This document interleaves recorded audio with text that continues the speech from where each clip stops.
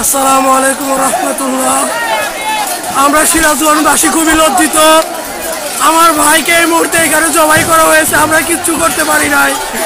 আপনারা যেখান থেকে যা যা দেখতেছেন, আপনারা শুধু আল্লাহ তাআলার কাছে দোয়া করবেন যেন আমার ভাইকে আল্লাহ তাআলা শহীদ মর্যাদা দান করে, আর আল্লাহ যেন শহীদের পদত্যাগ করায়। আল্লাহ তোমার কাছে বিচার দিলাম। আল্লাহ দেখেন আপনারা, এখানে তাদের রক্ত, আমার ভাইয়ের রক্ত। আমার ভাইকে এই খুনি হাসিনার লোকজন জবাই করেছে, আপনারা দেখেন।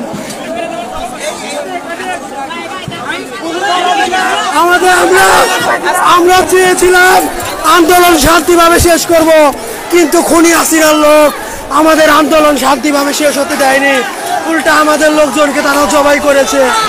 আল্লাহ তুমি তাদের বিচার করো। আল্লাহ তোমাদের ওইখানে তোমরা যে বাসায় অবস্থান করছিলা, ওইখানে তোমাদের সাথে কি হয়েছে? আমরা ওই বাসায় 8 থেকে 9টা মেয়ে ছিলাম, কোনো ছেলে ছিল না। বাড়ির প্রথম বড় মেন গেট ভাঙা ভিতরে ঢুকছে, ভিতরের যে গেট ছিল ওই গেট ভাঙা ভিতরে ঢুকছে। ঢুকার পরে একটা মহিলা সামনে ছিল, যার বাসায় আমরা ছিলাম। ওই বাসার মহিলা বলতেছে যে ওদের কিছু করেন না, আপনি যা করার আমারে করেন। কিন্তু ওই মহিলার থেকে ফোনটা নিয়ে আমাদের ভিতরে নিয়ে আটকেছে। আটকানোর পর একটা মেয়ের ইচ্ছা মতো আগে বাইরে এসে পেটের মধ্যে ওই মেয়েটার পায়জামা খুলে দিছে। তারপরে আবার আরেকটা মেয়ের মাথার মধ্যে আঘাত দিছে, আমার যে এখানে ইচ্ছা মতো হাতের মধ্যে বাইরেছে। আর কয়েকটা মেয়ের ইচ্ছা মতো বুকের মধ্যে খারাপ কাজ করছে।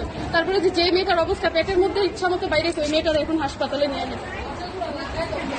আপনারা বুঝতেই পারছেন কতটা অমানবিক, কতটা বর্বরচিত হামলা হয়েছে এই মেয়েদের উপরে।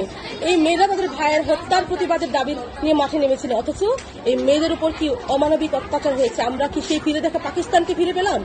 এটা কি সেই পাকিস্তান নাকি এটা সেই বাংলাদেশ? প্রশ্ন থেকে যায়।